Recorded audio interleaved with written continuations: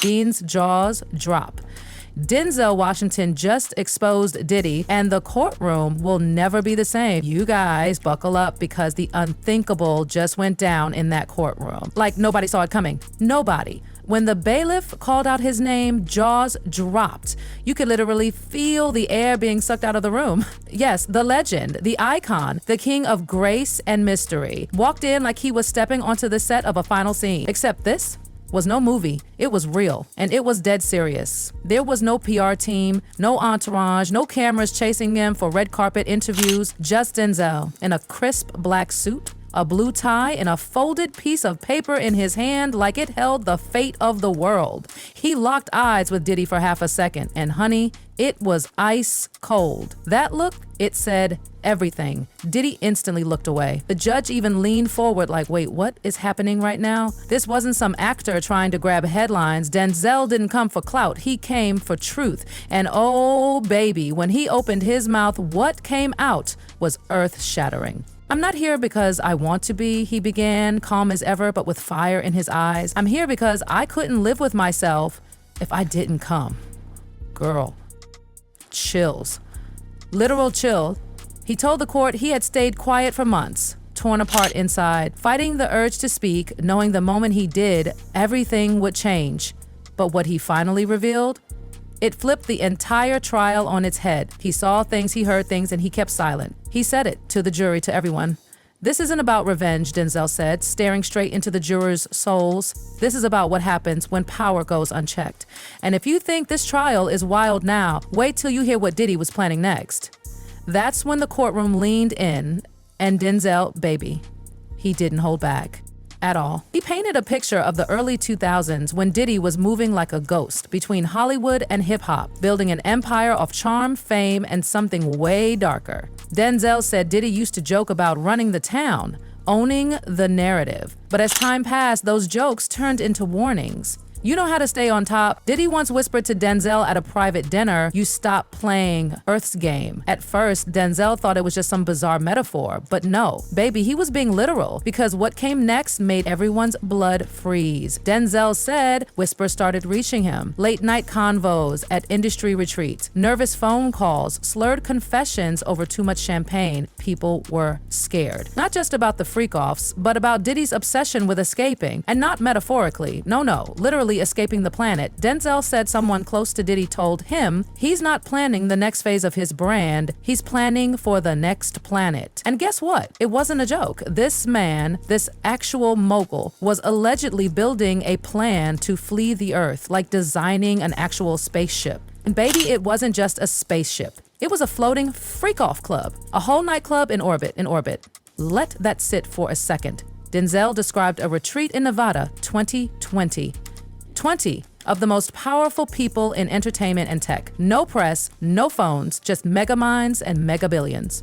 Diddy pulled Denzel aside and said it, I'm done with this world, too many cameras, too many rules. I'm working on something off-grid. Then he opened his laptop and showed him a design that looked like something straight out of a sci-fi movie. But no, it was real. A capsule, a ship. A velvet-lined, LED-lit, soundproofed flying party pod. He called it the Heaven Lounge. Yep, not kidding.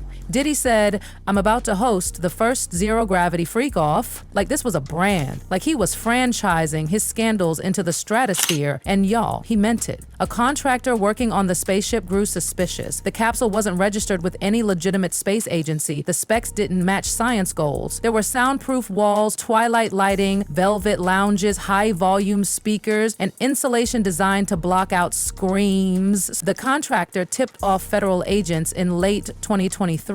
The investigation kicked off quietly, surveillance was mounted, clues were cross-referenced, then boom! March 2024. Diddy's private jet lands in Suriname, just miles from the alleged launch site. Federal agents coordinated with local authorities for a clean, surgical takedown. Denzel said the internal doc he saw had a title, The Reawakening. That was the name of the launch mission, and when they raided the compound, it was a scene. They found blackout curtains, oxygen tanks, velvet seating, exotic oils, and a case of imported stimulants. Y'all, this wasn't a scientific mission. This was a zero-gravity club in the sky. And when they detained Diddy, what did he say? You don't get to trap the future. Excuse me. Meanwhile, just weeks before the raid, Diddy had transferred ownership of 3 U.S. properties into shell corporations. This wasn't just a retreat. This was a permanent escape. He was cutting ties, severing anchors, vanishing. And it wasn't just about orbit. It was about total reconstruction, rebuilding the Diddy empire, where no one could touch him. But even after all that, the launch pad, the ship, the guest list, the luxury freak-off party pod, Denzel said the darkest part wasn't in space. It was right here on Earth, in Diddy's own home. And what Denzel said next? The courtroom stopped breathing. He said, I'm not here just because of what he did to grown men. I'm here because of what I saw him do to his children. Gasps. Audible, trembling gasps. Diddy flinched. The judge tried to calm the gallery, but the moment had already shattered the room. Denzel described a 2016 mentorship luncheon at Diddy's mansion, supposed to be an event for young black actors. But the minute Denzel walked in, something felt off. The energy? Died. He saw one of Diddy's sons, just a teen forcibly led upstairs by a bodyguard. The boy's eyes were swollen, face red, like he'd been crying for hours. Then came the screaming, a deep voice, glass shattering, Diddy's voice thundering. You'll learn discipline in this house, or you'll disappear like the rest. Denzel stood frozen.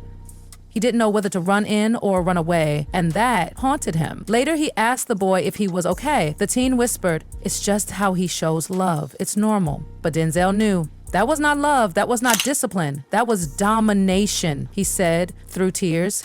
And it didn't stop there. Denzel said insiders had told him over the years that Diddy's own children were made to act like servants during parties. They were told to bring drinks, escort VIPs, keep quiet, obey, and get this. He said it wasn't metaphorical, it was literal. They were tools in his empire, not kids. He said he confronted Diddy in 2018. Diddy shrugged and said, you raise lions by throwing them to the wolves. The judge called a recess, but Denzel, he refused. We finish this now, he told the judge, because this isn't about celebrity. This is about children. And when Denzel said this is about children, the courtroom was paralyzed. I mean, you could hear hearts breaking. You could feel the pain pouring out of his voice. He paused, collected himself, and then in a voice barely above a whisper, he said what no one expected from a man like him. I should have spoken up sooner. Not for attention, not for a headline. He said it with shame, with the weight of years of regret sitting heavy on his chest. Denzel began unpacking the guilt that's been clawing at him for over a decade. He had seen it all, heard the rumors, noticed the fear in people's eyes, and he looked away. I had all the signs, he said. I saw the fear in young artists' faces. I heard the whispers in the hallways. I saw the kids, his own children, treated like property, and I said nothing. He said other celebs knew too, and they were all scared, terrified of what would happen if they spoke out. One actor told him, you think anyone's gonna believe us over him? You speak out? And Denzel, the man who's played heroes, revolutionaries, and kings, confessed, I didn't act like one. And then he brought up 2019. A former employee from one of Diddy's companies reached out, not with drama, with a plea. Please, the message read, you're the only one he respects. If you say something, people might finally listen. And Denzel ignored it. He told himself it wasn't safe, that he needed more proof. But the truth? He was scared for himself, for his family. And then he looked at the gallery, his eyes misting over. My sons, they always admired me, said I stood tall when it mattered, but I failed that standard.